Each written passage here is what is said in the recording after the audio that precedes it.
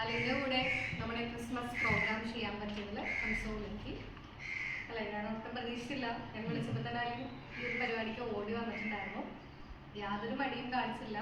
എല്ലാ തിരക്കും മാറ്റി വെച്ചിട്ടാണ് ആള് ഇന്നത്തെ ഈ ഒരു ഷോയ്ക്ക് വേണ്ടി വന്നിട്ടുള്ളത്.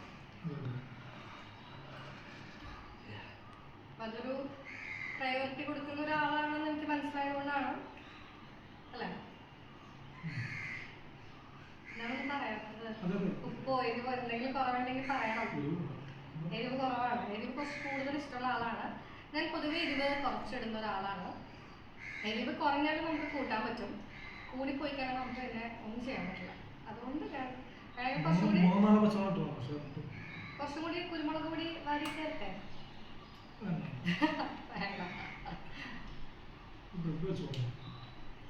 ബ്രെഡ്